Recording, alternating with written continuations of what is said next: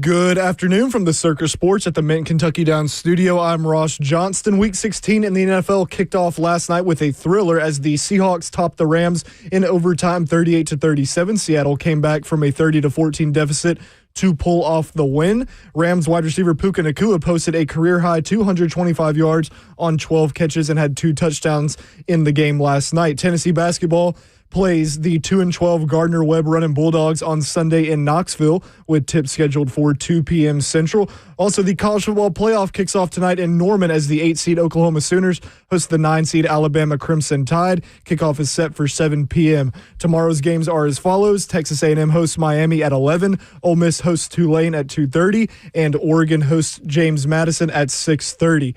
Lastly, the Tennessee Titans host the Kansas City Chiefs in Nissan Stadium on Sunday, with kickoff set for noon Central.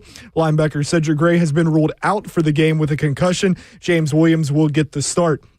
Also, Femi Oladejo and Bryce Oliver will not be activated for that game. They return to practice this week. You can listen to the Lee Company Countdown to Kickoff at 9 a.m. here on The Zone, with Titans radio pregame coverage starting at 11. For all your foundation repair, waterproofing needs, visit USSTN.com. Breaking news at once on your home for the Titans and Vols. This is 104.5 The Zone.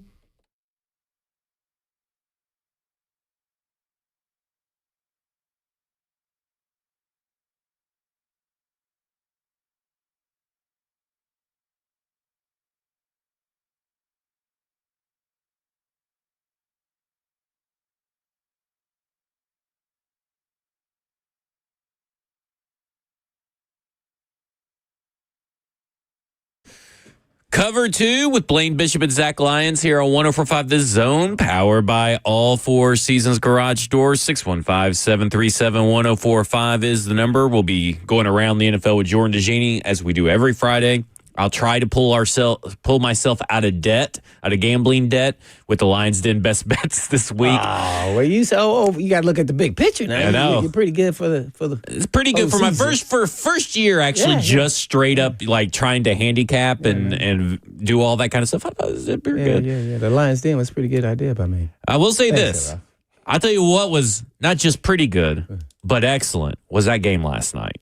Oh, The L.A. Rams versus Seattle Seahawks, best on best delivered. Sometimes you get these games and they don't live up to the hype. Yeah. But the Seahawks versus the Rams, man, it delivered. And let me tell you something, though, about these Rams. I don't know if you know this or not. They did lose, by the way. They did lose, which is crazy. You should be starting off with the winning team. Yeah, which is crazy. But here's why I'm starting off with the Rams, is that they've lost 4 games.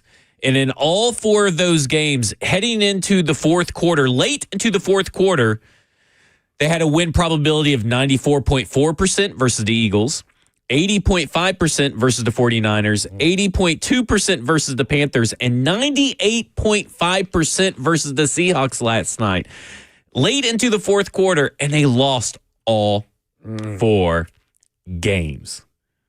That is a wild stat. All right, I'm the guy who played the pro, but I definitely wasn't the guy that knew all the rules. So explain that. Do not try to get me to explain that, because I do not understand it. And to me, I thought that was a dead ball. And it was tipped, I guess, forward.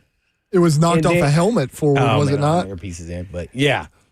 There was a whistle. I can't explain it. I was just like, what? Someone was trying to explain it, and I wish I would have bookmarked it, because I thought they were having a pretty good explanation, and I lost the how sometimes your feed refreshes on Twitter. Well, we could say what happened. Okay, he threw the ball lateral. Like it was behind the line of scrimmage, correct? Yeah. And then it was tipped forward. Right? So essentially it was a backwards pass turned fumble that Seattle picked up in the end zone. Casually picked it up to hand it to the referee.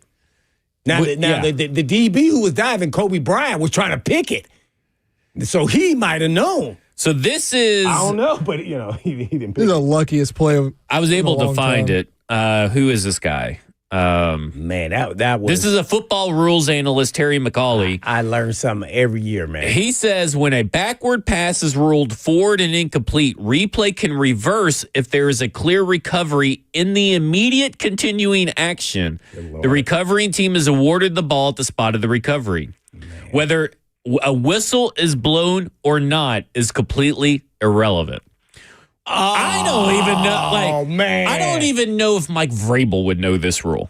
You know what I'm saying? Like, this is a rule that I don't feel like I've ever seen anything about it. Oh, man, that was the first of its kind, man. That was fascinating. But the real change of events there, Seattle was behind, I think it was 30-14. And what's that fast dude they traded from the Saints, number 22, and the punt return? That changed Rashid Shaheed. Oh, my God. He is a burner. I don't know why they traded him. Somebody must have been, smoking something that day. But, that was a change of events. And then that started Sam Darnold starting to, build some confidence. He had some bad luck. They had some great defenses really and set him up. Looked like man coverage all day. I would have guaranteed it was man coverage. They played zone. I couldn't believe it. I was like, oh, my God. Then the guy picks it and almost takes it to the house, really pick six. So it was just really a fascinating game and two really good teams that, the Titans played both of them. Well, and I was like, And I just wonder, like, man, even the Jones guy who used to play for the Titans that half a season or whatever he did. Ernest Jones, yeah. Yeah, Ernest Jones is the fourth, right? He gets up there, and I don't know if he got his hair unbraided or whatever he had, but he looks, crazy, but he makes a sense. He basically said they shut it down and thought the game was over. Yeah. I mean, and almost like he knew they said it to him. Yeah, he said they were laughing at us. Well, who's laughing now, or something like that. He had a little smirk to his face. Yeah, he's provided us some good microphone clips. Oh, no doubt. Clips. It's probably his third time now. I was like, dang, where was that when he was here? I barely even heard of him. I know. Like, besides he was starting. Maybe he just knew that this place isn't going anywhere. The funny thing was about that 2-point play as well is just that no one even, like, Charbonnet picks it up, not even thinking a thing about it. That's what I said. It was just casual. He was handing it to the referee. So if they had never gone back and reviewed it or anything, I don't think anyone would even be talking about it today. No way. And I was watching the game because I got to it probably around second quarter. And I started watching it, and I was like, oh, man, this is good. And then I was like, oh, man, they're getting blown out. Darnold's playing horrible. Then, oh, man, Darnold's playing great. Oh, God said they're back in the game. I mean, we just kept going and going and going. And, being that I actually wasn't cheering for a side, I just wanted to see some real good football out of some really good players. And, man, I was fascinated. I'm interested to see who comes out of the NFC for the Super Bowl because it may be one of those two teams. I would love it if the tournament, like the playoffs, kind of set up to have a chance where Rams and Seahawks, and it may be able to, I don't know, but Rams Seahawks can be the NFC Championship game because I want to see it. I want to see part that game again. 3. Yeah, because they split this season, right? They look good, man. And what's interesting about this, I don't know if you guys know this, but the Rams have scored 58 points in their 2 games this year. The Rams have scored 58 points. The Seahawks have scored 57 points. The Rams have combined in those 2 games 830 yards. The Seahawks 829 yards. Close. Evenly. That's about as evenly matched as you can make a divisional matchup going on right now. And it's exciting football. It's good football. Because even the game where Sam Darnold's throwing for 4 interceptions still came down to the end. Yeah. Like this Seahawks team, this Rams team, these guys are playing on another level right now. Actually, and it was also on display, by the way, yours truly, the doctor over there, some coordinators that should be of interest to the Tennessee Titans. And that's why I was really watching the game. Other than I want to see Sam Darnold. He reminds me of Tannehill. I just want him see him play big in big moments. And this was about as big a moment as you can get besides last year. Failed, he kind of put pressure on himself into getting the playoffs. So this was a big game. It meant a lot. He played bad, in some critical moments, and then he came back. So I love terrible on that. third down. Yeah, but but the coordinators, it's maybe even 3. Who's the special teams coach? I think I would be of interest too. Oh, I should look that up. Shanahan's son. Oh, is it? Is it somebody's something like that? Yeah, you talking about the Seahawks? Ross, quit looking at personal stuff. It's Jay Harbaugh. Jay is a Harbaugh. Jay Harbaugh. I think I do remember that. Yeah, I was like, whoa, I think they're, man. I was like, what was it, Shula? Yeah. You got, Kubiak. Chris Shula, defensive coordinator of the Rams. You got Clint Kubiak. It's interesting because you got not only those two, but if you really start looking at the Titans schedule, they played some of the top head coaching candidates. Week 1, they played against Vince Joseph over at Denver. DC. And you can even say Davis Webb is considered, he's considered one of those up-and-coming names, like an under-the-radar name for the offensive coordinator. He is off my list. He's the only guy that's off my list. And I would agree with personally. you. Yeah, I would agree with you, but he'll get interviews. Yeah. Mm-hmm. But he may be your offensive coordinator if you bring Vance Joseph. That is true. Okay, so the Rams, we just talked about it, Chris Shula. You may even want to interview Mike LaFleur, who's Dosey over there. I wouldn't really be interested, but, they may do it. Houston Texans, Matt Burke, the defensive coordinator over there, who's taken over play calling halfway through the season, and the defense has gotten better. Now, they got an elite defense, but that's a guy that's been around the NFL a while, been a coordinator for a while, guy to have on your radar. Go to the Chargers, Jesse Minter. You saw him in week 9. Week 9, Okay, Seahawks, you saw Kubiak and Harbaugh. And then you got Anthony Campanile, the defensive coordinator of the Jacksonville Jaguars. You may be interested in Jim Schwartz and Kevin Stefanski of the Cleveland Browns. San Francisco 49ers have Robert Saleh.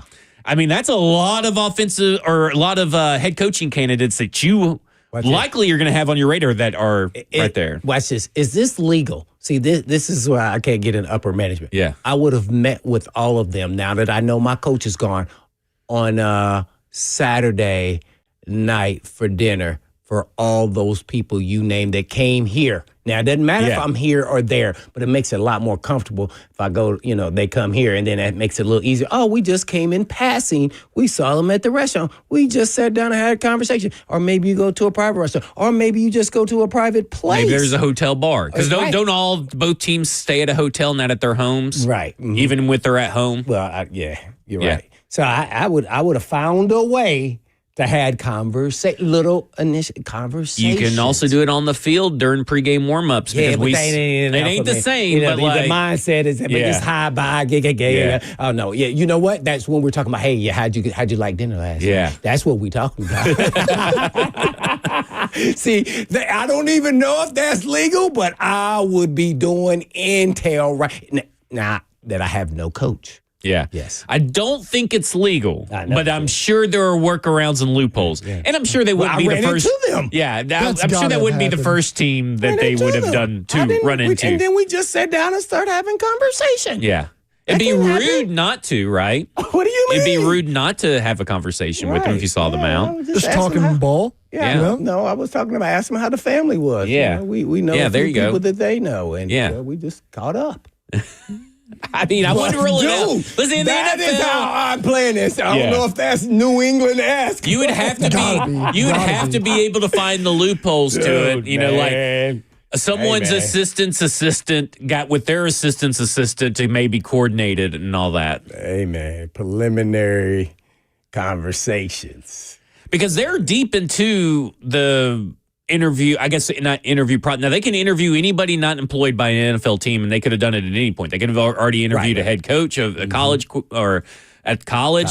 They could have already interviewed a head coach that's not employed by any NFL team, like Mike McCarthy. Yeah. So they could have already done that part. Which would have been legal.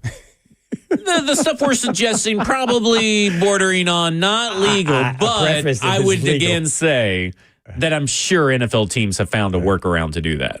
There's some private conference rooms you can meet at too. Nobody can see you. Nobody can see. You know what? Let's go to the phones real quick because I do have a broader question about last night's game that ties into the Tennessee Titans. I got something to talk about last night. Let's go to Luke. Luke, you're on with Blaine and Zach. Luke Skywalker. Hey guys, what's up? What's up? What's going on? So I was wanting to touch base on y'all's conversation yesterday, talking Titans about the wide receiver. And I don't know if y'all went into draft talk, but I know, there's going to be free agents, but here's the thing. I can't remember if it was y'all's show or another one. Mm-hmm. Y'all had somebody on that was talking about all these QBs from Joe Burrow and so many others that had a true number one. So I think, regardless of what happens, whether it's through the draft or free agency or whatever, they've got to get Cam a true number one for his development and success. So I don't know who's coming out of the draft. It looks like we may be number 1, 2, or 3 at least. So with quarterback needy teams. Maybe there's somebody there. So just wanted to get y'all's thoughts on that. Thanks. Bye. Thanks. Yeah, that was us, and we were talking about Diggs, and you're the draft guy. I'm not caught up yet, but Tate is the only guy I could really reference. I know they said there was a couple other guys. Yeah, but I don't know if we were referencing more somebody proven. Like in the league, that would be a free agent to come in. Because one thing I think is very important with this generation of players is they want to see somebody they know is good. Right. They know it's the guy, somebody they kind of watched. Like when they were in college, oh man, this guy's there, and then to get to work with him, and then maybe he gives them, tips here and there, and it gives that kind of form of confidence within that room that we are good. Not just that he is good, is that he makes you believe that you are good. Yeah. Like to a whole nother level. So I don't know who that person is, if it's a free agent out there like that or a trade guy. Not, a Justin Jefferson. This is a drink. Those Did you see Jacoby Myers got an extension after our show? I know. I was so mad. We did that. I know. I said, I'm blaming us on that one. They were listening. Ross texted them. Like, come on. I was like, oh my. We just got like a $60 million extension of $20 million a year or something. I'm like, I do agree that Cam Ward, big picture, Cam Ward needs a number one, a true number one wide receiver. I don't think you're going to be able to get that this year. And I think that's okay as long as you keep building up the other pieces around the team and your first year pieces make second year leaps, because you could scheme a lot to hide not having a true number one wide receiver. Very true. And Josh Allen didn't get his number one receiver until his third year. So it doesn't really... Which was Diggs. Which was Stephon Diggs. Who no one really considered that number one wide receiver at the time. They kind of considered him... Well, he's been injured a lot, but he's like kind of like Ridley was considered. Like he's a wide receiver too, but then he put it all together with Josh Allen to become a bona fide wide receiver one in the league. So for me, it's like, yes, Cam Ward needs it. I don't think you're going to get it this year, but you still have to continue to at least try and find the guy that maybe works best for you in this draft. Because, listen, I know that he just tore his ACL, but Chris Bell, if he were to fall into the third or fourth round like a Kevin Winston, you're getting a guy in the third or fourth round at bargain bin prices that may turn into a starter for you. No, I ain't saying he can get a starter. See, I want something, not only are they really good players, but I also want to tag that with leadership ability that brings a form of confidence in the room. When I say that, that's what I did with Brian Dawkins when I got there. I like, hey, you're the best safety in the league. I mean, it was every week telling what he can do. And he should have won Defensive Player of the Year. I was thoroughly disappointed because then I felt like it was on me that he didn't. So that's what I'm talking about. Diggs isn't probably a Hall of Famer or borderline at the bottom of that. But guess what? He brings this leadership and form of confidence that you just can't teach in that room. And that's what I want. A rookie can't really bring that unless he's some high-profile guy. I don't know if there's really a guy like that. I want really somebody of the ilk that's already done it. And then now when he's talking to those young guys, they're engaged because he's not that old. Maybe 27, 28. He's hitting his prime. When you get to that 27, 28, when you're in the league, you're hitting your prime. How old is Jeff right now? About to be 29. Okay. Is that right? So, yeah. You have this invincibility when you have that kind of ability that you now have seen everything in this league, and I'm about to dominate. I mean, literally. And so it's probably not a guy. We probably have to wait another year or two, and then once you do that, then you're talking about draft. Next July, he'll be 29. Oh. Jeffrey Simmons. But you need a 27, 28, 29-year-old. Someone that's just starting into their second year contract, more than likely, because that's typically what's available. Those guys have already, probably not. The roster has kind of changed since they've been on their team for a while. Coach changes, stuff like that. That to be able to find that this year is going to be really, really tough. All right, coming up next, we're going to go around the NFL with Jordan DeJaney of CBS Sports as Cover 2 with Blaine Bishop and Zach Lyons here on 104.5 The Zone.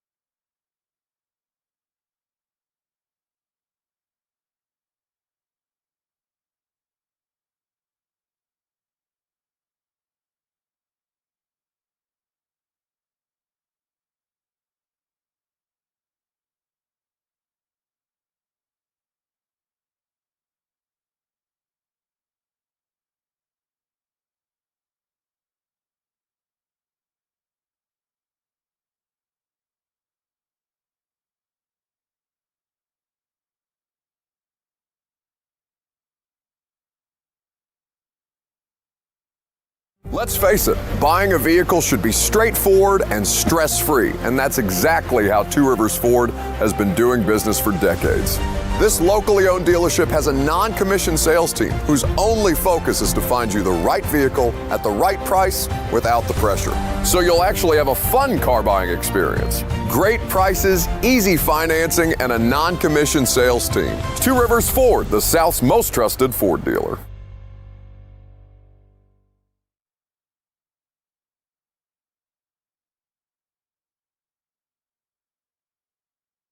I'll be home for Christmas. You can count on me. I'll be home for Christmas. If only in my dreams.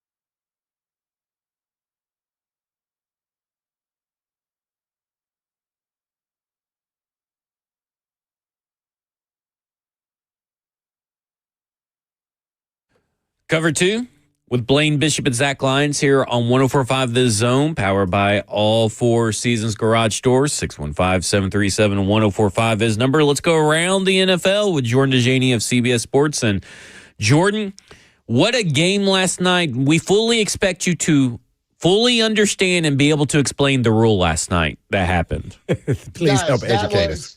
That was amazing. Game of the week, game of the year with the most intriguing division in the NFL as well. I mean, the Rams, they're the only team since 1940 to have 500 total yards of offense, 3 takeaways, 0 turnovers, and lose in a game. Previously, teams were 39-0 in those circumstances. The Seahawks were trailing by 16 points with under 9 minutes left in the fourth quarter.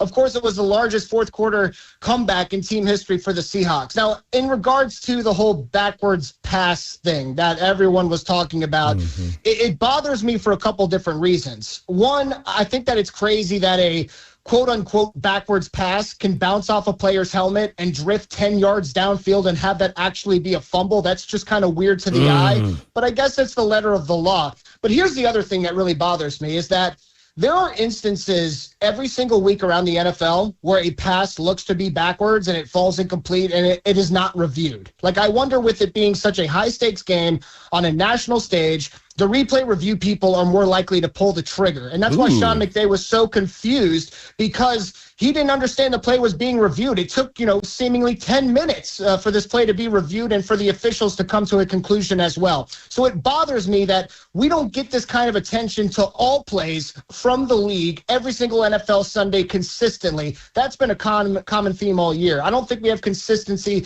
with the way that replay review is utilized in the NFL today. All right, your coworker Jonathan Jones over at CBS Sports put out an article just a few minutes ago about how Mike McDaniel's job seems pretty safe. and he just benched Tua Tagovailoa, and they're starting Quinn Ewers instead of Zach Wilson, which would signal that he's pretty much got the green light that he should be safe.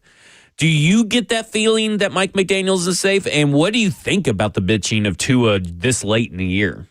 No, I wish that JJ told me this before I got on the phone with you guys. I was kind of under the other impression, right? That Mike McDaniel's kind of coaching for his job. That's what I felt like, because Tua Tagovailoa obviously has not had a good year. It seems like he's regressing. We can get into that entire subject if you want to. But the fact that you're going to Quinn Ewers over Tua and over Zach Wilson, a player that at one point in time had a lot of hype, as a potential first-round pick. If that's someone who can come in and run your offense and find some certain level of success, maybe it's kind of a Hail Mary to save your own skin as a head coach in the NFL. But, man, watching that Steelers game and how the Dolphins' offense was operating with seemingly the game on the line, Mike McDaniel knowing he's on the hot seat, it really rubbed me the wrong way. They didn't show any kind of intensity. The game was still on the line. It didn't seem like they were trying, I guess, to use it in that phrase. But I always thought that he was on the hot seat, that they were going to allow him to finish out the year before they embark on a coaching search. But as I've always mentioned to you guys throughout this entire season, Stephen Ross really likes Mike McDaniel. He wants this to work. But before you guys told me this, I was totally under the impression that the Dolphins were going to be an open job this offseason. Yeah, he pretty much said that, kind of towards the end, that they love Mike McDaniel if they think that he's been dealt a bad hand by the GM.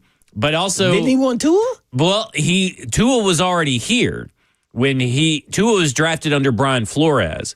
But he did think that he could get the most out of Tua, because I go back to Mike Silver's book, The Why Is Everything, and it details that he basically watched the film and said, these are the kinds of routes that will benefit Tua. Here's the offense that will benefit Tua. Let's go out and get these kinds of wide receivers and blah, blah, blah, blah, blah. And he basically built the offense around Tua. It did work. And it worked for a little bit, but concussions, cold weather, primetime games, whatever it is about Tua and all this stuff is just like, it doesn't work for him for whatever reason. And what's even crazier about that Miami Steelers game is that the Steelers were decimated in their run defense.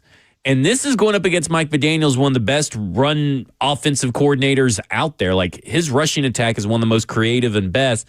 And they couldn't do anything against the Steelers. And I guess they're putting the blame on Tua, fair or unfair. That's what they're doing. We're going around the NFL with Jordan DeJaney of CBS Sports.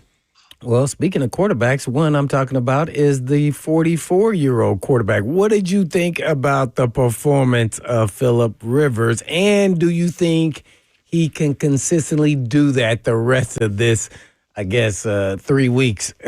And maybe more for them, maybe. Yeah, Blaine, I got to tell you, I was pretty impressed with what I saw. I know that Phillip Rivers didn't put up massive numbers, but if you guys caught my tone last week, I was kind of expecting it to be an unmitigated disaster, if you will. That's exactly what I thought was going to happen with Phillip Rivers. But he ran the offense, and, I paid close attention to all of his passing attempts. He was pretty much on time. You could tell that he didn't have the same zip in his arm, but he's throwing with anticipation, and he was getting the ball to where it needed to go. Again, he didn't put up any kind of massive numbers, but it wasn't bad. I thought, watching him throw a touchdown to Josh Downs right before the halftime break and having the Seahawks fans boo their own team was pretty magnificent. I think it was almost embarrassing that Seattle needed a game-winning field goal to beat a 44-year-old grandfather.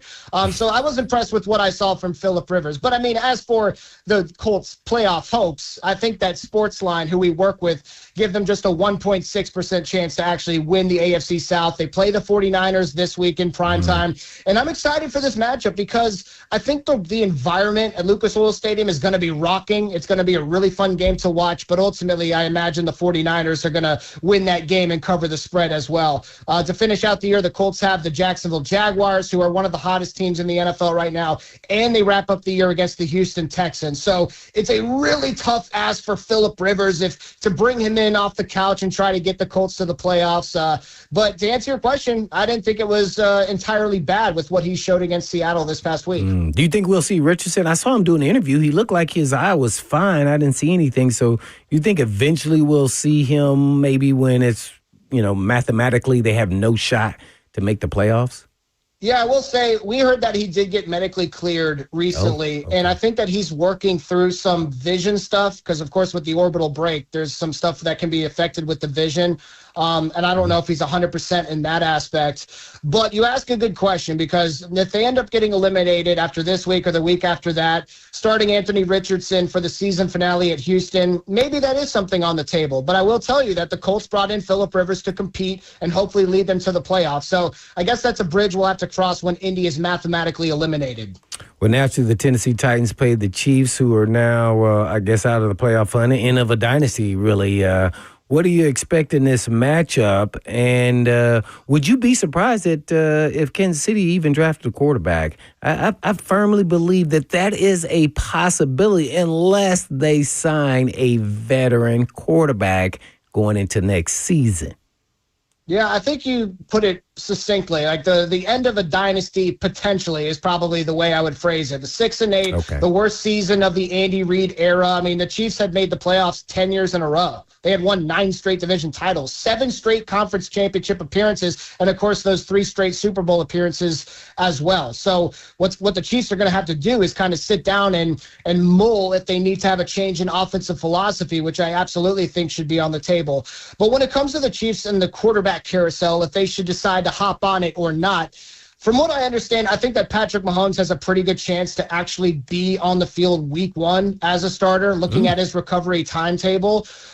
Will he be, fully healthy, 100%? No, probably not. But I think it would be surprising to a lot of people if Patrick Mahomes were not the starter in week 1. So if this were a different kind of injury or he had suffered it even later in the year that kind of put his recovery timetable up against the season opener in 2026, I think that would be a really interesting conversation to have. But where I think the Chiefs are going to be looking at to improve their team and, bolster is going to be at the running back position, the wide receiver position, and tight end as well with Travis Kelce on the way out.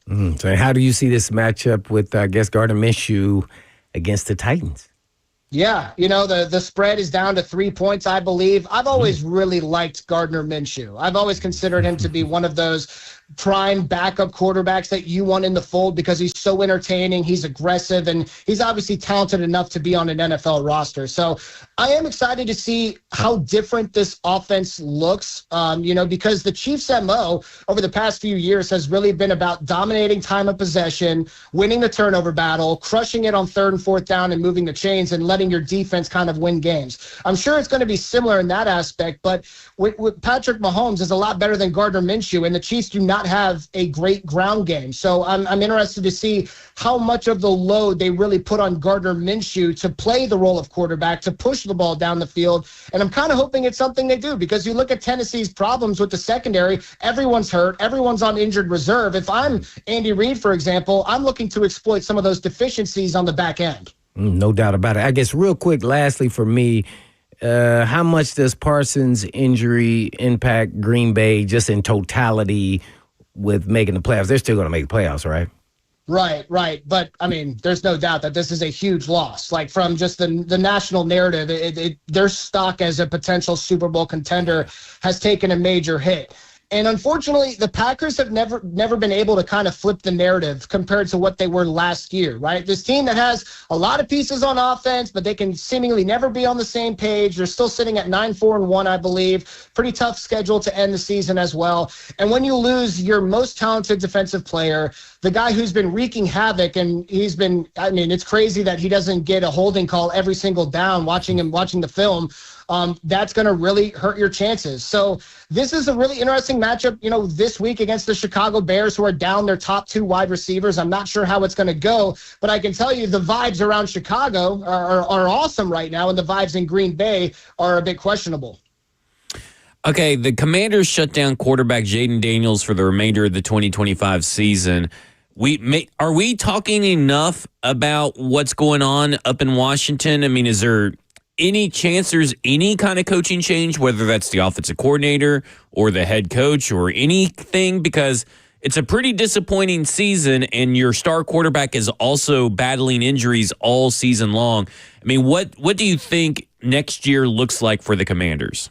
Yeah, I'm really interested to see what happens with Cliff Kingsbury. I think he's still going to be one of these coaches that's open to accepting a new job away from Washington. I'm not trying to act like he's going to be the belle of the ball by any means, but I do know that he's a head coaching candidate that's respected around the league. So that's going to be a big change for Washington if that indeed comes to fruition. But there's a lot of things to talk about with the Commanders, man, because Jaden Daniels coming out of the draft, he was a prospect that I was kind of nervous about because his frame is so slight, and I knew he was going to be an injury-prone guy. He was able to pull off that miraculous, magical rookie season when he won Offensive Rookie of the Year and led Washington all the way to the NFC Championship game. But then that luck kind of reared its ugly head on the flip side during his second season. So the offensive staff was unable to protect him. He was more aggressive in spots than he probably should have been. That's very true.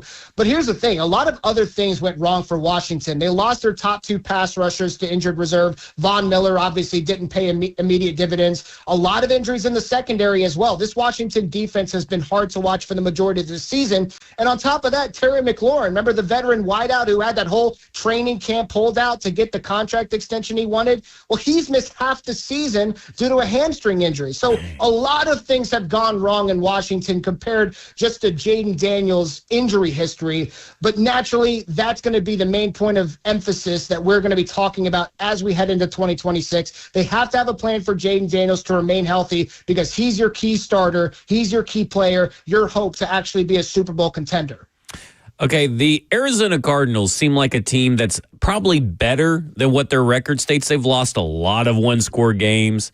What does the future hold for Jonathan Gannon, Monty Austin-Fort, and Kyler Murray? Because not all three are going to survive. Maybe none of the three survive heading into the 2026 season. Right. We talk a lot about timelines on this show, right? When it comes to firing the head coach or firing the general manager, and you're also moving on from your quarterback in Kyler Murray. So this is an opportunity for Arizona as a franchise to really start over if they choose to do so. I think you're right in your assessment when it comes to this team being better than their record indicates. I do like some of the talent they possess on the defensive side of the ball. We know that Marvin Harrison Jr. has tremendous potential as well. But here's the thing. The Cardinals reside in just a ridiculous division. I mean, the Los Angeles Rams, the Seattle Seahawks, the San Francisco 49ers. So, yeah, I do think it might be an adequate time to kind of sit back and hit the reset button and get somebody in here in Glendale who can get you back to being a competitive franchise. All right. We just went around the NFL with Jordan Dejaney of CBS Sports. Jordan, enjoy the weekend. Absolutely. Thank you, guys. Thank you. All right, coming up next, I'm going to pose a question to everybody about last night's game that has to do with the Tennessee Titans. This is Cover 2 with Blaine Bishop and Zach Lyons here on 104.5 The Zone.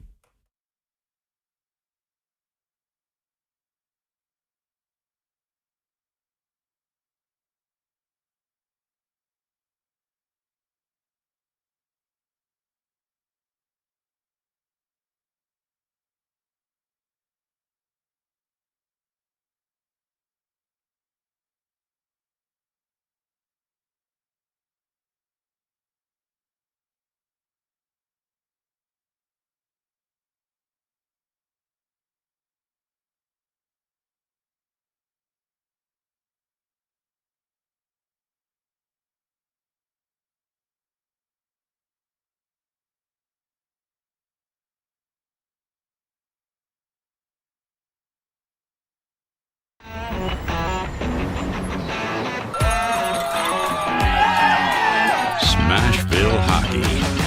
Around here, it can sound like a language of its own. But hey, if you can pronounce Demumbrian, then names like Yossi, Shea, and Marchessault will roll right off the tongue. Nashville Predators, only in Smashville. One of the largest sports books east of the Mississippi, Circa Sports Kentucky, is now open. Catch all your favorite games on an 80-foot screen with stadium-style seating and live VSiN broadcast daily. Circa Sports, now open at the Mint Gaming Hall, Kentucky Downs.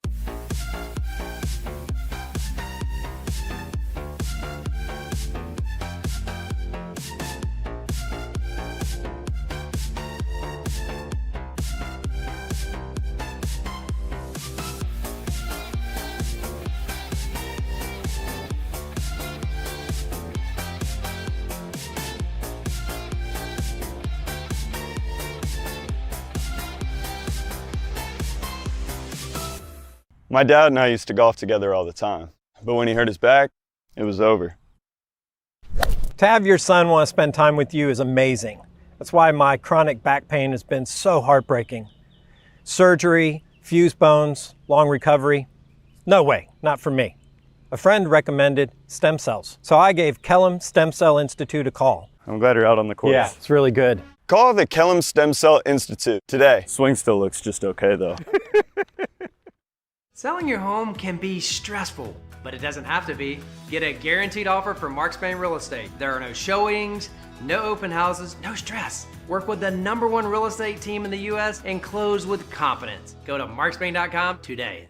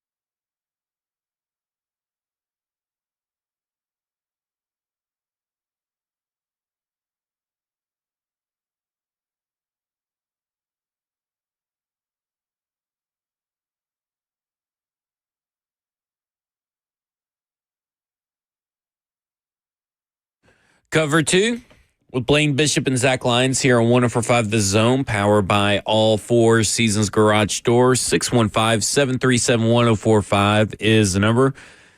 Question for you two, and I'll answer as well.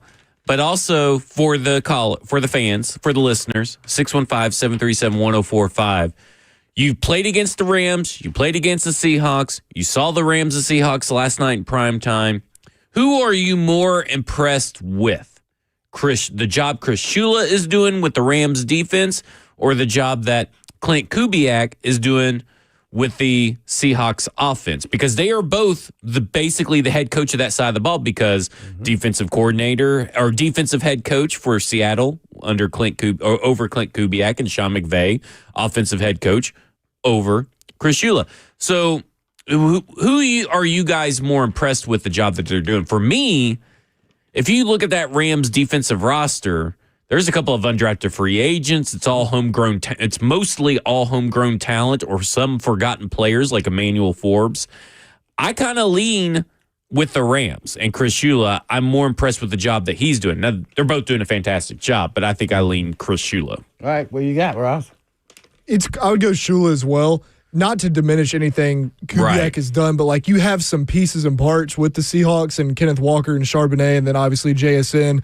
They got Rashid Shaheed. Doing anything with Sam Darnold. I was about to say, don't forget Sam Darnold. Doing anything with Sam Darnold is still impressive to me. He has obviously proven he can be a good quarterback in the right system, but obviously struggled for a long time in the league. So that's impressive. But like you said, when you look at that Rams defense on paper, you're not expecting to get the performance that you've been getting the totality of this season. So I think that's a little more impressive to me, but it's close. Well, I'm glad you guys are totally against me. That's good. Good. We don't need all three on the same page. There's no right or wrong answer. Yeah. Naturally, I think it goes back to when I was studying Clint Kubiak and how he runs his offense. I really like it. They use the play-action pass, but you also get your weapons involved in the passing game. It's almost like they are 50-50 in every game, and if they need to throw the ball more a game, they can win you and beat you that way. Yep. If they need to run the ball more, control the clock, they can beat you that way. And I just love it. And they get their tight end involved, let alone JSN. So, and then the role players with Kupp now, in the middle of his or end of his career is still productive.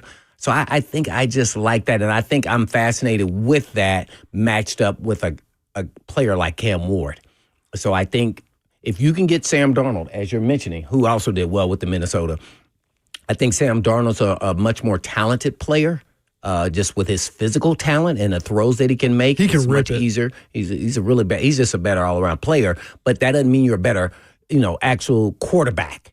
I think he's a better all around athlete. That's what I want to say. So I like that. I think that's fascinating to see if that matches up. I don't know if Cam Ward would particularly like his style because I think he wants to throw it around the yard. Yeah, I think. You want to be able to win games sometimes that way, but you got to have to be able to run the ball efficiently in the National Football. Now, I don't care if you're just getting 80 yards a game or so, but you got to keep that there. That way you can then bring into the play-action pass game because you're going to need that along the way. So I think that's what's fascinating. Defenses are defense. Sometimes you can have a real good defense, average defense, plug and play different players. That's good. But in this day and age, I think – you can win in this league with a solid defense. Doesn't have to be elite. And I think you can get you don't even have to have elite corners. You just have, two really good corners. Just think what the Titans are doing. They're winning or playing very productive with backup corners starting in the National Football League. To me, those two guys. Now, I'm not going to slash them. They, maybe on some teams they could spot play and start for 4 or 5 games, but they're truly defined as backup cornerbacks.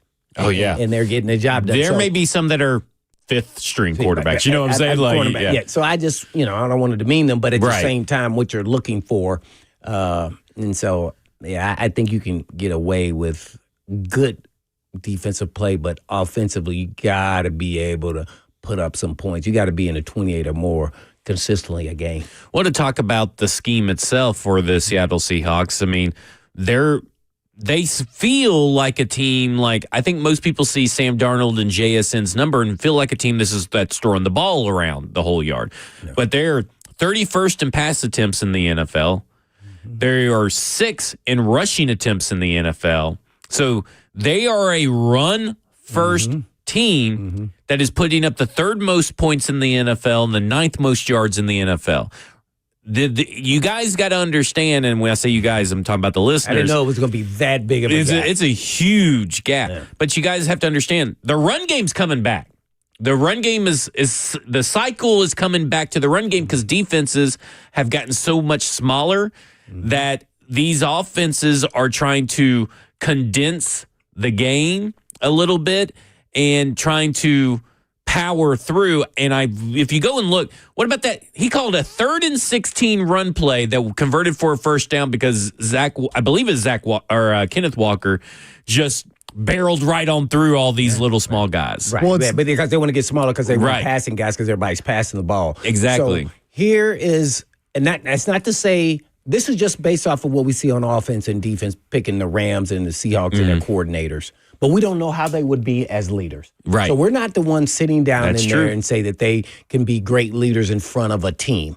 Like, we don't know that. All we can do is just base it off of what we see. Because those leaders are Sean McVay and Mike McDonald. Right. They're not Clint Kubiak and Chris Shula. Now, they can still be leaders of their rooms, of their units and stuff, but it's kind of like right when Bobby Slowick came under fire because he seemed everybody was talking about how he doesn't really command a room in Houston and all that kind of stuff. Around the league. But everybody's talking about how great of an offensive genius he is. Well, you can't it's hard to translate to a head coach without that fire, that personality of some sort in some way that people can gravitate to. Right. We don't know if they can connect to the players, when they get in front of them, or would they, kind of shy away from that stuff. So that's the part that's the unknown. But one thing, me sitting here thinking about it, one thing was very effective through any generation of the Tennessee Titans is they knew their identity. Mm-hmm. So what is that? Whatever that may be. Now, most of the time when they had success, we know they were doing the boring run left, run right. Right. But you got to be able to run the football, but I also want to be able to pass. So what is the actual identity that is what I would want to ask a coach, and how do they then convey that and get that across to their team? Whether you're an offensive, defensive guy, it doesn't really matter. You still have to do it to the entire team. So their vision with the talent we have, now they'll know the free agency, they'll help target that and the draft. Then that should come together pretty quickly with experience after, a season. So, yeah, I think understanding who you are and what you want to be really, and I always used to laugh because I didn't never remember what Callahan said, what he thought the identity was. It changed from year to year. And, his motto for both seasons was resilient and relentless. That was his motto. Yeah. That was posted up on the walls. But, the first year just specifically, he's only ever been asked what the offensive identity is or what do you want to be on offense. He never was really asked, what do you want the whole team to be? And the offensive identity was the first year efficient, second year explosive. Well, you just changed identities on everybody already. And when you start changing that messaging, and I think it's such a wildly different message, I felt like, from what was kind of working. Like, if you go back, Ken Wisenhunt kind of went away from Jeff Fisher. Then Mike Mularkey and Mike Vrabel kind of built off each other and kind of got back a little bit to blue-collar, old school a little bit. And then Brian Callahan comes in and kind of departs almost dramatically from what was already here. And when you have all these different messages and all these different, no clear communication, because we talked about that, I think, Monday or Tuesday, me and you, about clear, decisive communication. It's hard for any player to latch on to anything. Yeah. Well, and I think all those words are part of what you want to be. Yeah. But I thought, hey, man, we want to be physical. We want to have, relentlessness. We want to have all those characteristics, but we also want to be a team that can beat you in multiple ways. Yeah. That's what I just said earlier. If we need to run the clock and just run down your throat, we will be physical at all we need to be. If we need to throw it around the yard this game, because this is a tough game, we'll find a way to win that way. So I think he was on to something, but you have to have that versatility and don't be stuck in just one way to win. Like, I don't even like just sticking, as much as I say you got to be able to run the football. You have to be able to run the football to be efficient in today's NFL. Yeah. You don't have to be able to run the ball 30 times. But if there's going to be a game or two that may happen, right? Let's be able to do that. All right, because that's what's going to be what we need to do to win. And let's not also game. give up on it. Right. So it's just, I think it's a tough question to answer, but I would wonder, like, all these first-year coaches that are having success, I wonder what they said their identity was, or did anyone even ask them? I don't know. So, because they're having success. I mean, to see some of these guys get their first opportunity is really unique because, man, they were rolling the dice. Just think, McDonald, followed Carroll. Right. Man, I mean, that's a tough one to follow, man. And then to have this kind of success, this is what, his second year? Second year. And he had success in his first year. Right. I mean, you saw the signs right off the bat. Some guys are just built. I just wonder what gave them he's the guy when they were interviewing him. Like, what do you, I mean, if you, I don't know him, but I'm not going to lie. I didn't even know he was going to be that. Like, man. I don't think it should be that hard to find the identity you want with this football team and this franchise. We talk about it more in the next hour, but I think it goes back to a lot of what this franchise has been built on for a while now, to be honest with you. And just, I know it's different faces now, different players, coaches, whatever, but I think it's some of the old stuff that we've had for a long time that needs to kind of get back into this franchise that I think has gotten lost in the last, few seasons or so. Yeah, that's a tough one, man. All right, coming up next, we'll talk more about that. We'll also go to your phone call, 615-737-1045. This is Cover 2 with Blaine Bishop and Zach Lyons here on 1045 The Zone.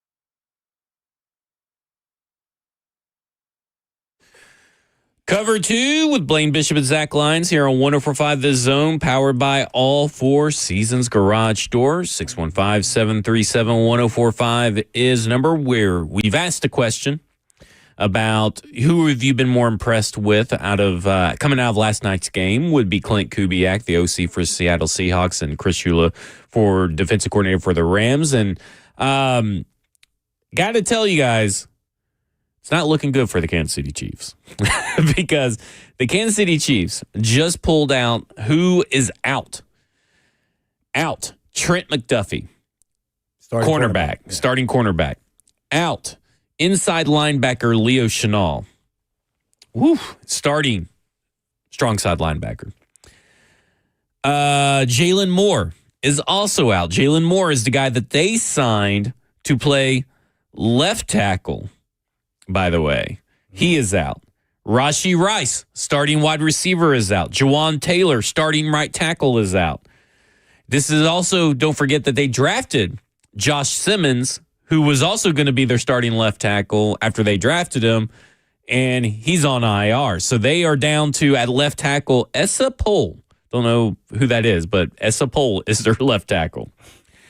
Tyquan Thornton, they're one of their biggest deep threats on this team. Mm-hmm. He is also out. Jake Brennenstuhl is out. Nazeeh Johnson is out. And Derek Nandy is out. Those are both rotational pieces, but they are out. Don't forget, Patrick Mahomes, also out. It's shaping up for a Tennessee Titans victory. Like, if our starting 53 right now cannot match up and win this game against their starting 53, we have some big issues going on. And listen, any given Sunday, Cedric Gray is out for the Tennessee Titans, couldn't get out of concussion protocol. James Williams will get the start. I mean, other than that, it's lining up for looking pretty good for the Tennessee Titans. Nobody else is out for the Titans? Or nothing that was announced today, at least. They said that Femi and Bryce Oliver will not be activated, but that's not. Oh, Bryce Oliver's? Oh. Not this week, at least. I even heard him in an interview. I'm healthy enough to play. Yeah. He said that. I know. What else is he supposed to say? No. That was like, hey, man, I'm ready to rock and roll. Put me up. Hopefully the last two games we could see those guys, ideally. But especially Femi, too. Like, talk about a guy that needs more reps. You know? Yeah. Yeah, I'm going to just say this. I was already nervous about the Titans in this game, and that was really because Mahomes was not playing. Because everybody now expected that the Titans going to win the game. And sometimes when players like, the elite players like Mahomes and play, other guys end up stepping up. Now hearing all these players out, now you're saying our starting whatever, 53 should be back. Well, most of those dudes supposed to be backups or third. Sure. You said that earlier. Yeah, the corners for sure. So I just, man, there's a part of a DNA when you're a championship team and you're going down and you're falling down and you're no longer that elite team and you're not in the playoffs. There's guys on there is also trying to prove themselves like everybody else in the National Football League. So now they're getting their opportunity. And so this is a dangerous team. And the reason why I was really nervous is because I know we have a winning record against them. I don't like playing against Minshew. But he is 2-1 as a starter, 4-2 coming in relief duty against the Titans. Oh, okay. So he's a winning record. Yeah. So, I don't like, he plays fearless. He's kind of like Fitzpatrick when he played. And those guys can be hit or miss. Right. And I don't like, they get hot and they get on a run, man. It's just like, man, where'd they get this guy? Yeah. And then other times you're like, oh, man, I'm so glad we don't have him. Right. So this game is really finicky for me because you don't know how they're going to game plan. And a reason why I'm saying this is Andy Reid lives for games like this. Yeah, that is true. Offensively. When he has to, we played with Ty Detmer. We played with, what's the other guy's name that went to the Dolphins? He was the backup too. We had three quarterbacks that played that year outside of McNabb because of injuries. And, man, I felt like we played just as well or better, just a different style. Yeah. So what will be that style? We know Minshew's a good short thrower. Boom, boom, boom, boom, boom. He may come out and throw a goal because he knows everybody knows that. Like, so I get nervous when we play teams with that kind of mentality of the quarterback, and if he shows any glimpse of hope that he can get it done, man, that could be dangerous. So I'm hoping the Titans can get their. Is this the first win? It'd be I think their first win at home since the Patriots. I was going to say 12-game losing streak at home. Is that right? So we're talking about 20. So last year when they beat the Patriots, it's been over a year now. Yeah, it's been over a year. Okay, so this one, I don't know. I have no idea if Vegas. You guys know better than me. Who's favored in this game? Well, I don't know. It's probably going to move today. Yeah, I would say with all that, I would think it's going to move. Yeah.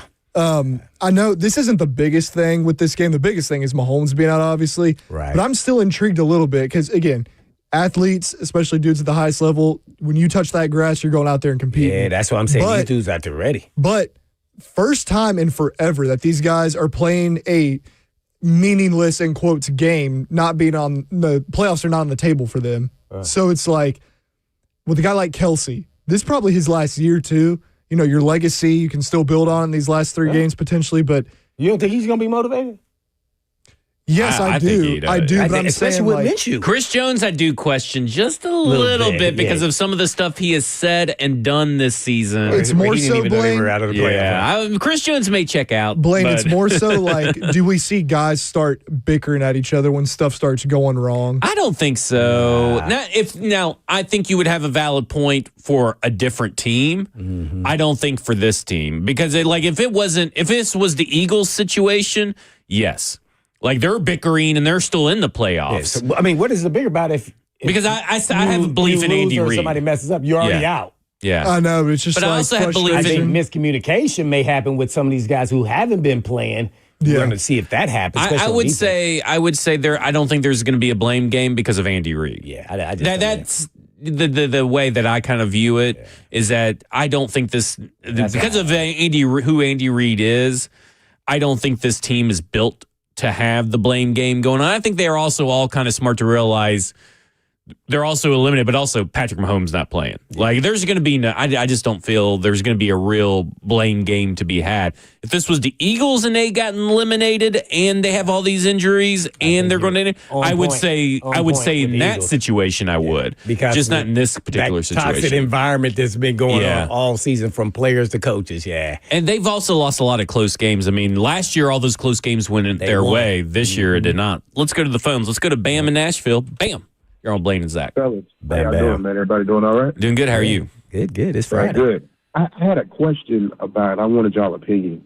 I don't necessarily know, and it's more so about coaching next year. Do y'all feel like we're going to stray away from the new flashy head coach and go with somebody proven, but with some of these potential candidates coming open, do you feel like they'll prolong the search? Like, let's just say if Tomlin comes open, if Harbaugh comes open, if, Cliff Kingsbury, somebody like that, do you feel like it'll be a little bit later on in the year, more so like April, before we end up getting a coach? And who's the ultimate out of all those guys? First off, do you even think we could possibly get Tomlin if he became available? But, being realistic, who do y'all feel like would be the best culture fit for, going forward with a new coach? Thanks, Bam. If they wait till April to hire a coach, that would beat the Mike Munchak hiring, which was way too late in the year.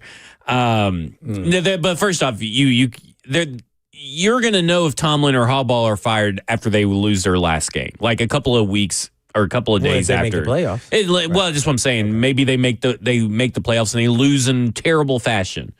And they're out. Well, one of them ain't going to make it. So. Right. I mean, to be fair, you'll know. I would assume, depending on how the playoffs go, they'll have their head coach in place before the Super Bowl. Now, that means a lot of different things have to go right because you are able also to interview certain people for certain jobs in between, all these playoffs and all that.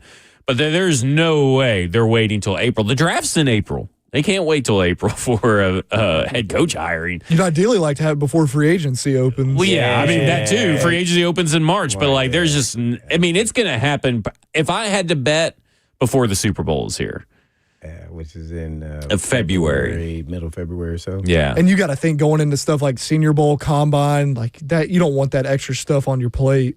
Yeah. As a franchise. Yeah, I would say at the worst, March 1. Yeah, and listen, I'm all for Tomlin and/or Harbaugh.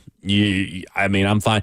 I just want the best candidate. I know those guys would end up being the best candidate, right? We've seen enough of Mike Tomlin and John Harbaugh to know that if they want the job, they are the best candidates out of the candidate pool. Mm-hmm. But I just want the best candidate, whether that's a flashy guy, a new guy, a Nepo baby, an old guy, a fat guy, a skinny guy. It don't matter to me. I just want the best candidate that they feel when they get them in front of them, this is our guy. Completely concur with that. Now, with Tomlin and Harbaugh outside of McCarthy, because I don't think it would bother him, how much control would the actual coaches with that kind of pedigree would want?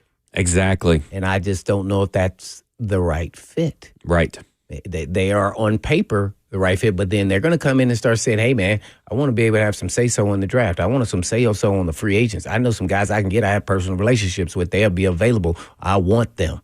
Yeah. Right? See? So how much is that going to play into that decision? See, it sounds good on paper. Oh, Tomlin's a great coach. We all know this, right? Oh, right. Harbaugh's a great coach if they are available. And then we should get them. And then there's a reason why we didn't.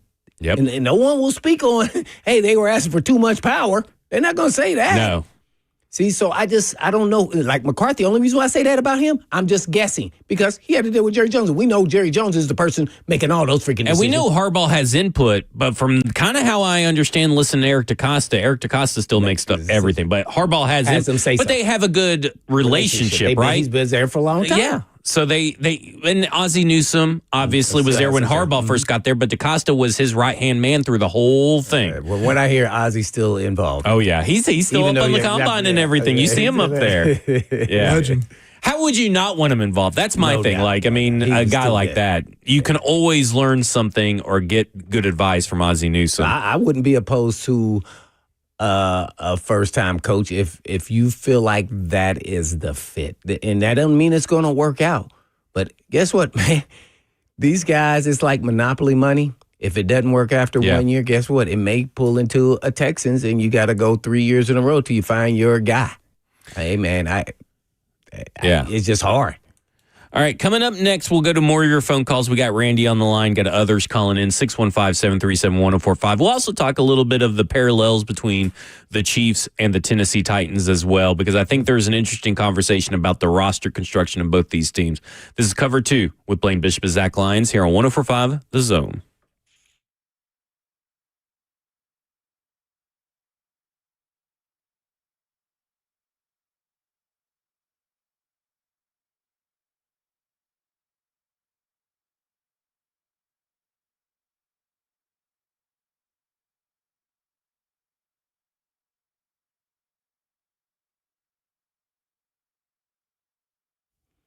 Enjoy holiday parties, of course, yes, but don't gain the holiday weight. Hey, the approach to weight loss at Edge Peptide and Hormone Therapy is a little bit different. We make sure all your patients have extensive lab work and face-to-face conversation in office with our nurse practitioner to create a customized treatment plan tailored to your specific needs.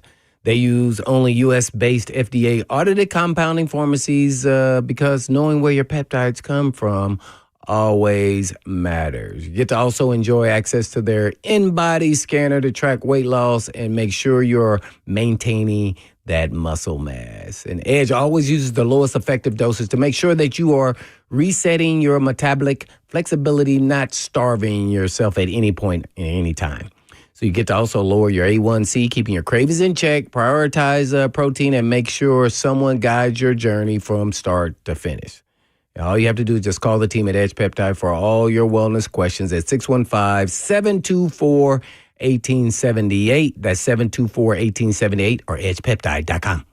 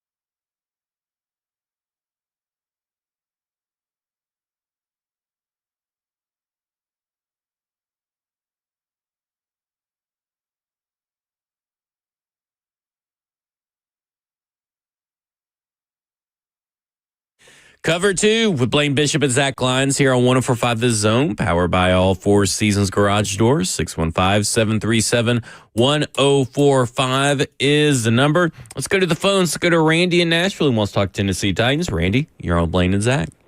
Well, first of all, guys, I wanted to thank y'all for taking my phone call this afternoon. Just going to jump straight into it. I want to piggyback off of Seattle's offense or how they're doing actually really progressing this year with Sam Darnold. I know Minnesota's kind of kicking themselves in the teeth for doing that. But, I mean, you just can't go wrong with Sam Darnold, to be honest with you, veteran quarterback as he is now.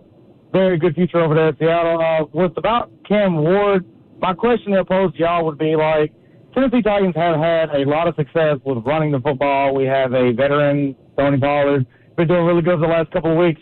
For the head coach position, do you think that it'd be actually smart to try to piggyback on, say you have a good friendship with the OC and see what we can do? Because the line, let's just be honest with y'all guys, it's been terrible this year. And the fact that Cam Ward as a rookie quarterback is, top 5 in the most dropbacks in the league, and he's kept his composure, and he's done a really good job as a rookie quarterback. Do you think actually giving him a break and trying to actually get a head coach that's revolving around more of a running scheme would actually open up the offense a little bit more, and the Tennessee Titans can actually thrive and something to be proud of next year? Thanks, Randy. I mean, I do think the Tennessee Titans got to lean, and I think they've even kind of said that for like the last 2 years. It feels like we got to, lean into the run game, but they never do. And I think a lot of success in the run game just is committing to it, right? Like, look at these are the top 10 teams in rushing attempts this year. The Buffalo Bills is number 1, Chicago Bears number 2, Seattle Seahawks number 3. I mean, that's 3 pretty good teams right there that to be 2 part with of. second-year quarterbacks. Yeah, 2 with second-year quarterbacks. Right. No, Just one one with of those. second-year quarterback, because then Sam Darnold and Josh Allen. His second year really proving that he's good. Yeah, but I mean, Chicago Bears, Ben Johnson obviously it comes from the Detroit Lions, and they wanted to run the ball a lot last year with their guys, and now they got he brought that over. They're running the ball even with Caleb Williams. Seattle Seahawks, we talked about them. They're they're third in total rush attempts, 6th and 9th in points and yards. Like, I mean, it's working. What did they do in our game? I know I don't want to cut you off, but what did they do in our game? Because I felt like they didn't run as much in our game when we played. They didn't run as much in our game, but when they ran, it was super effective. It's kind of like last night, because last night they really only had 20 carries between the 2 running backs, but it was super effective when they ran. Then it goes New York Giants, obviously. Not that great of a season for them. But then it goes the Los Angeles Rams, number 5. Jacksonville Jaguars, number 6. San Francisco 49ers, number 7. New England Patriots, number 8. What do all those teams have in common? Playoffs and winning records. Yeah. Washington Commanders, number 9. And Carolina Panthers, number 10. I mean, and then you got the Packers right after those guys, Philadelphia Eagles, Baltimore Ravens, Chargers, before you even get to the New York Jets down there. Like, more often than not, your teams with the good records have realized the path right now is running the ball effectively and being committed to running the ball. Yeah, I try to tell you, but I mean, the 49ers are being a rookie quarterback, you supposed to have a running game. Typically, that's how it's always worked. You running game and a really good defense, so he has time to develop. That's why I was like, man, we're going to rely on this guy. And he's a real mature guy, by the way, and doing the things that he's done this season. I'm interested to see if he actually had a consistent running game.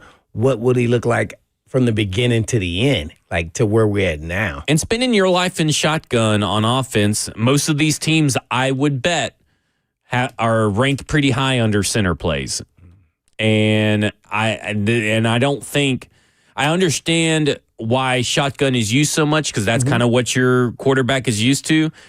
And I know that they're increasing his snaps that come from under center, but that doesn't really lend yourself, being so much in shotgun early doesn't really lend yourself to a lot of fooling the defense. Play action passes. Yeah. And so a lot of these teams build up play action passes. What's interesting about the Buffalo Bills is that they go out and they run their offense, their plays, and if it doesn't work, they adjust later in the game. They don't panic. They stay with it a little bit long, and then they kind of shift or pivot, however you want to term it, because I mean, I guess adjust is kind of an overused word, but they pivot their strategy, and this is coming straight from Joe Brady, but this is also why they probably fall behind a little bit in some of these games, because they want to see if they can dictate the game.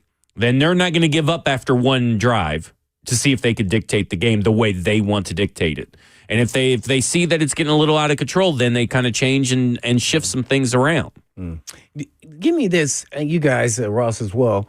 Like, do you think the Titans believed under Callahan starting the season off that the running game was a complement to we're going to throw the football and we're going to be successful with throwing the football, and that's how we're going to win games based off of how it looked? I feel like that's exactly what it was. And then now it's been an adjustment for the offensive line to say, okay, do you know running football, we have to get into a rhythm and a flow. We got to start banging. We got to start having these, and then we push and push and push. And then all of a sudden, bang, they started opening up holes.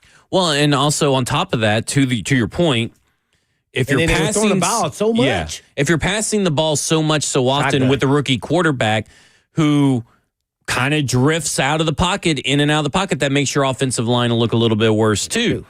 And so when you're constantly in passing situations or putting yourself in passing situations, because a lot of these were a little bit of close games, then you're doing a disservice to your offensive line. So, yeah, I think that if you go back and look at what he did with the Bengals and what he has talked about, go back and look at those 2013 Broncos, like the stuff that he has seen and referenced in his press conferences, the quarterbacks he's referenced, those have been pass-happy teams.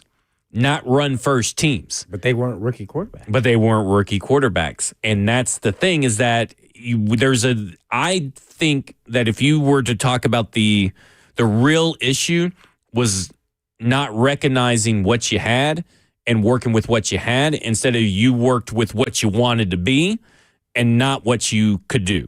You get what I'm saying? Like, he had a different vision of what he wanted this team to be, but he didn't have the pieces to really execute it to that point, and that's when you get into these situations where you have a rookie quarterback, an offensive line you're really unsure of right now, and you're passing it 30 or 40 times a game.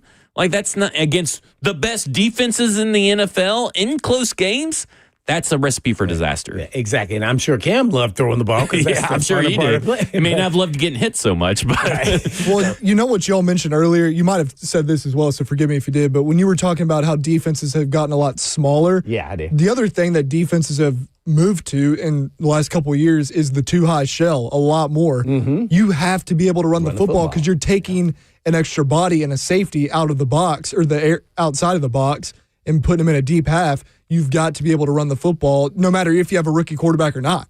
Constantly living in 11 personnel and constantly living in shotgun is no ways to run an offense in today's NFL, really, with a rookie quarterback and the way your current offensive roster was constructed. That's just how I feel. Now, and my whole thing is, why didn't, since he has been in this league a long time, not a head coach, why did Callahan not know this and the trend of what the league is and how to win in this league with a rookie quarterback? That has never changed. I know. Because that ain't Cincy's style. I mean, he saw it with Joe Burrow. Right, but you got to curtail your style to where you're at. And that's what we were saying. Do you think he did that? No, that's what I'm saying. But why? I can't believe that he didn't know it. Yeah, why? Yeah. Like why didn't he? Like, man, that is... Yeah, it's really that baffling. Blows me away. Because we even talked about it over the summer. Up in his system, and this is what I want to run, instead of this is not where we're at, and it's not going to be effective right now. You brought it up. I can't tell you how many times over the summer. Whenever we did play a clip where he's referencing Joe Burrow and what Joe Burrow, you were like, but you don't have Joe Burrow. Yeah. You don't have Jamar Chase. You don't have T. Higgins. You don't have these pieces. And the chickens came home to roost, as they say. Like, it was pretty obvious that he thought because he saw these great elite quarterbacks do it that he would be able to do it with this offense and it would translate.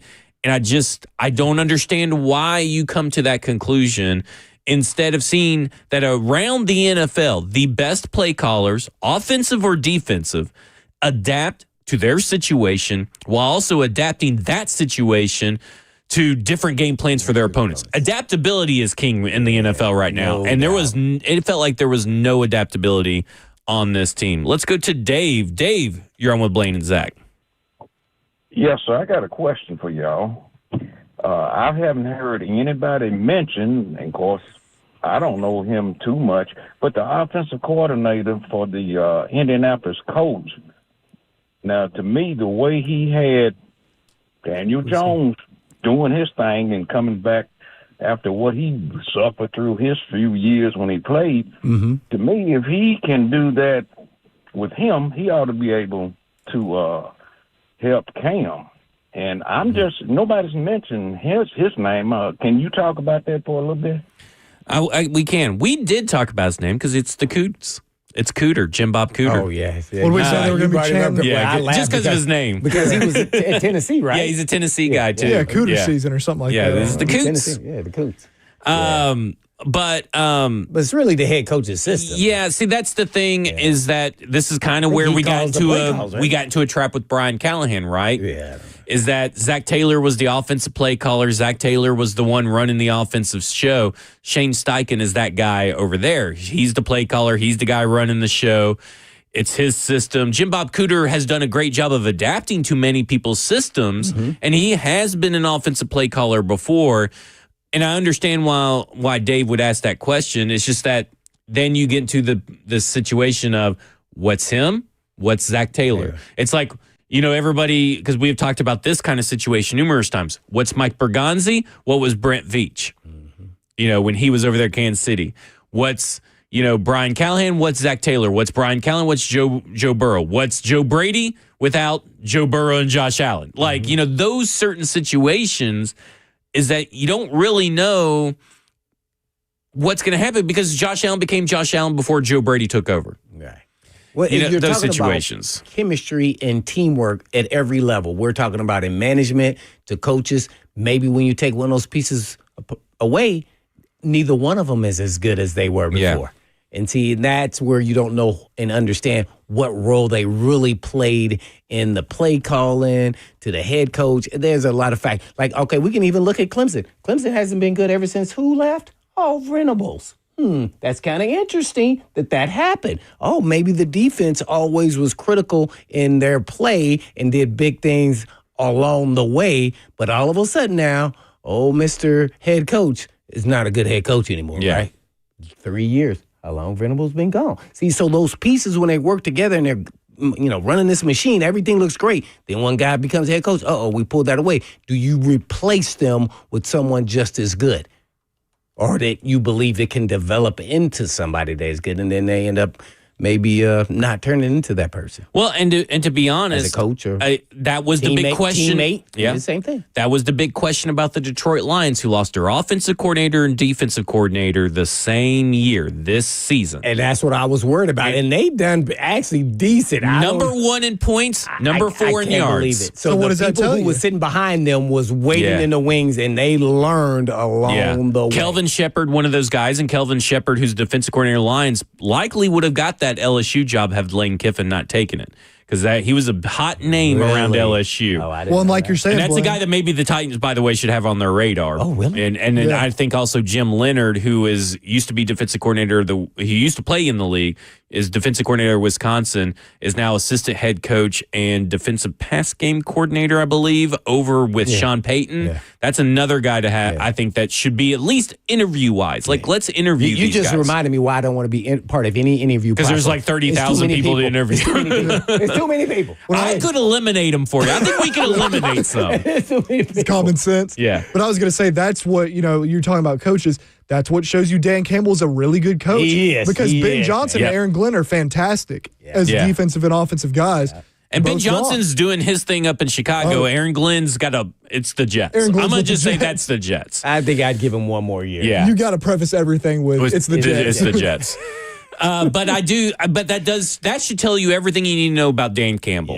Yep. I don't know if he'll ever win a Super Bowl, but that guy is a proven winner. He even took over play calling, for the offense. And that's a guy that's decisive, knows what he wants. And that's the guy that everybody was laughing at his coaching introductory press conference because he said he's going to be biting kneecaps, and look at him. And They're biting some kneecaps. Look how tough they play. Yeah, they played tough. I think I loved Ross, me some Dan Campbell too. Ross St. Brown, receivers are often looked at as like not tough, kind of whatever because they're perimeter players. He's one of the toughest receivers I've seen in a long time. Yeah. No doubt. That's what they get from their coach. And that's what it really tells you is that like Dan Campbell had a good system in place because Ben Johnson stayed there for a while, Aaron Glenn stayed there for a while, and they were able to kind of keep that coaching staff together for a good 4 or 5 years. I don't know really how long it was off the top of my head. But that lets you know right there that that culture just on the staff, the standard on that staff is high. And he's going to make sure that everything is going all right and going his way no matter what. And he'll make the tough decisions like taking play calling away from Johnny Morton. Like he'll make those tough decisions. Yeah. That's the kind of coach I would really want. Making those calls. Yeah. I saw him. I was like, what? But he didn't do it out of ego either. He did it out of we're just trying to win. Not at all. We just got to win. We want to win. This will be the best thing for us to win. Let's go to Larissa. Larissa, you're on Blaine and Zach. Larissa. No, Larissa. Uh-oh. We don't have her. Our boss said hang up. Yep. No. No. Oh, wait a minute. Did it go? No, there you go. There you go. I did, but it didn't go. That was our fault on our end, Larissa. You're on there. Okay. Happy holidays to everyone. Happy holidays. And, you guys, again, great show, great station. And you guys are amazing. I cannot say it enough. But I just want to real quickly just kind of touch on this. And, my dog. There's so much that Cam has done. And I think his off season is going to be pretty amazing. And I think he's going to learn a lot from his mistakes. I mean, the foundation of anything is everything. Because remember, when we all started our jobs, we walked in, whatever occupation you have, and you're like, wait a minute now, that is not what I signed up for. So, it just kind of shocks you. But the Titans are going to be amazing. And this is what is kind of exciting about all of this.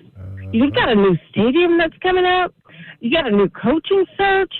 And you're going to build some weapons around this young man. Yeah. Folks, don't give up on them. And definitely. You guys make my heart smile. You make everyone's heart smile. Again, happy holidays to all the listeners and to all the staff and all of you. Thank you, Big hug. Larissa. Thank you. Take care. Blaine, Same I to you. think I need a petition made. We need to make the new president of positivity, Larissa. Zach's been a little too negative lately. Yeah. And that was I self-proclaimed. just said I think the Titans are going to win because Kansas City injuries. Or did I say that off air? Maybe I haven't said it on air yet. We're going to say it on air next segment. But, I mean, like, whoa. Yeah. I would. She can be the first lady of positivity. I'll ask Lauren if that's okay. I mean, don't try to. You're trying to have an overthrow over here. Yeah. I am. Positive. I feel like there's a lot of questions I have about that title being given to you by yourself. Well, I mean, you say, Now listen, that is nobody question. else had it. I had to go out there and take it. There's corruption. There's corruption. Oh, my. All right, coming up next, we're going to do our picks for the Titans games. And then I guess I'm going to have to try some lines. Them best bets pull me out of this rut. This is Cover 2 with Blaine Bishop and Zach Lyons here on 104.5 The Zone.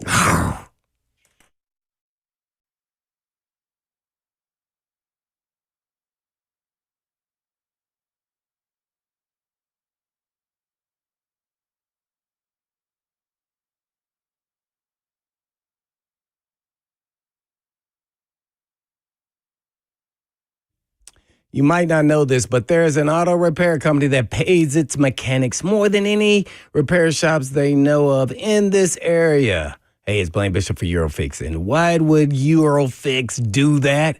Well, a decent technician can get paid around 50 to 60 grand a year, maybe. But a good technicians get paid, way up there, $120,000 a year. And a really, really fast technician who's really, really good, maybe up to $180,000 a year. And they're mechanics. Yes, I need to be a mechanic. And you believe that? I don't believe that, but it is true. And a lot of people look down on mechanics, and they shouldn't. And local owner Aaron Stokes is an ex-mechanic. And mechanics are what make the world go round, according to Aaron. And everything's out there has to be worked on. So did you know that Eurofix is not open on the weekend? And you say, why? Because Eurofix wants their kids, mom and dad's employees to have weekends together and not be apart. And Aaron Stokes figured out a long time ago, if home life is unhappy, work life will be unhappy too. So that's why Eurofix is open Monday through Friday. And European vehicles are fixed at below dealer pricing. You also get that 3-year, 36,000-mile nationwide warranty on all repairs that Eurofix performs. They have 5 locations all over the state and more to come. And all you have to do is just give them a call at 844-EUROFIX. That's right, 844-EUROFIX. Or you can visit them online at myeurofix.com.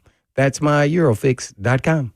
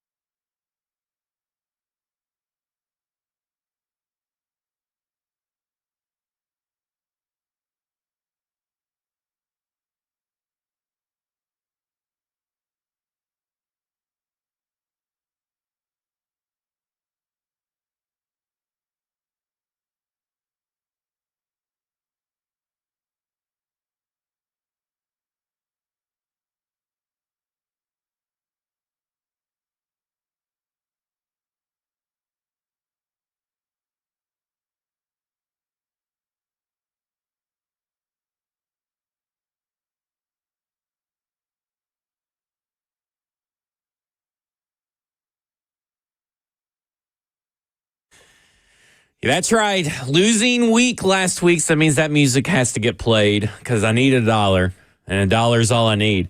All right, let's go. Let's first talk about the Titans game.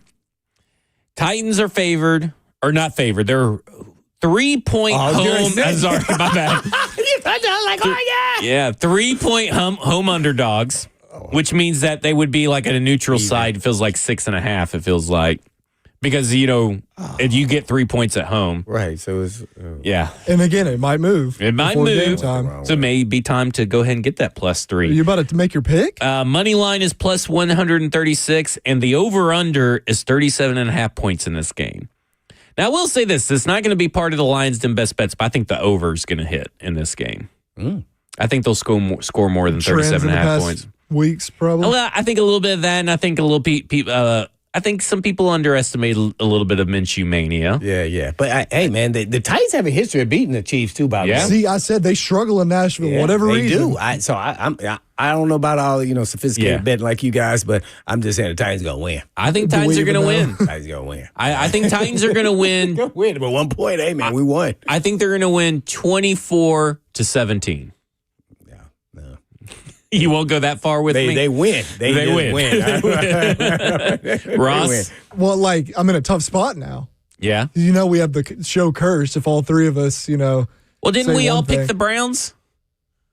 No, but we all picked us to beat the Jags. Yeah. And, that happened.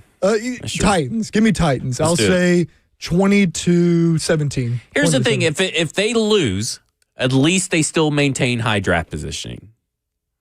I don't want them to lose. I'm just saying that if they lose, it's not that big of a deal. So we'll just stay in third? So maybe we'll go to second. Oh, okay. Don't tell that to the people who think we're going to suck for the next 50 years. We don't have the number one pick this year. Oh, yeah. There's a lot of people that think that, and they're a little misinformed on that. All right. Let's do it. Let's take it to the Lions' Den.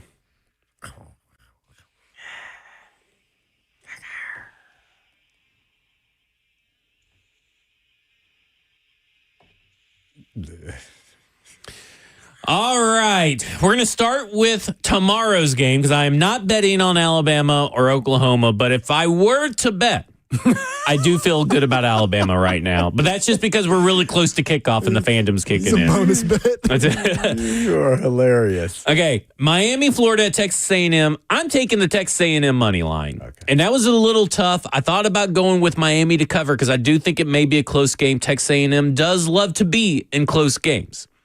But I'm going to go with Texas A&M money line. They're at home. I know it's not a night game. I kind of wish it was a night game, but I think the home field advantage will serve well for Texas A&M. Then all the rest of the games are on Tuesday because that's how this game goes. Oh, wait a minute. I did bet on tonight's James Madison Oregon game. Tomorrow night. Over 45.5 points. So I'm going to take the over in that game. Not the point spread or James Madison or Oregon to win. I'm going to take the over in that game, 45.5 points. So there's 2 games for tomorrow. 3 games on Tuesday. University of Nevada in Las Vegas, I'm going to take to cover 6.5 in their bowl game against Ohio. And I do not know what any of these bowl games names are. By the way, FanDuel does not list them, so shame on them. Toledo at Louisville 6.5 in their bowl game. They're going to win by 7 points or more. And then Western Kentucky at Southern Miss in their bowl game. I'm taking the Western Kentucky money line. So for those at home, Texas A&M money line, the over 45.5 points of James Madison at Oregon. Oh, what's going on? What happened? Is there breaking news?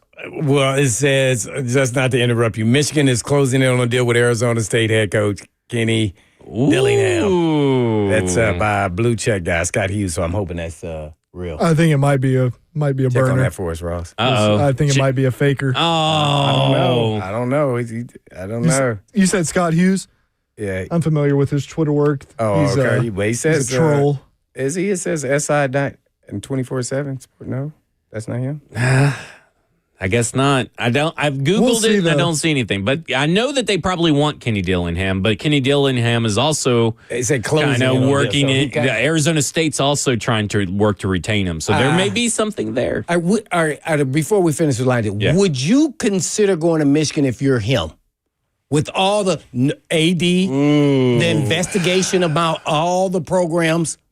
Like, I don't know if I think I would pass, at least now, until they get all that settled. Maybe next year come back to me. I can't. That's just too much drama going on. Ooh, that's a lot of drama.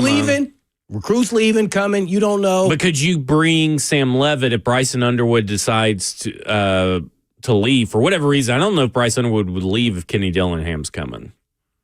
I don't know. That's tough. It's a lot. That's a lot to take over, and you've got it made pretty well at Arizona State. Right. And they're looking to also pay you money right now. Rework your contract. I think I would wait. Hey, real I think I quick, would wait, too, too. On 3 just posted the 2025 most valuable collegiate programs based on athletics. Who do you think number 1 is? Ooh, SEC Texas? school. Yes. Yeah. Good guess. Well, yeah. They have all for all those who that may not money. know, they got a lot of championships that aren't just football, basketball, almost every year. They're like at the top in that, so I'm not surprised on that. Oh, I thought it was Vanderbilt. They win soccer. They That's golf. true. I mean, they do. That's true. Candace is doing a great job. over Yeah, there. for real. All right, just to wrap up the Lions Den best bet, Texas A&M money line, the over tonight in the James Madison and Oregon game of 45.5 points. On Tuesday, UNLV versus Ohio. I'm taking -6.5 for UNLV. Toledo versus Louisville, taking Louisville -6.5 in that bowl game. And the Western Kentucky money line as they face Southern Miss. All right, that will do it for us. This has been Cover 2 with Blaine Bishop and Zach Lyons here on 104.5 The Zone. 3HL's up next. And in the meantime, And in between time. peace.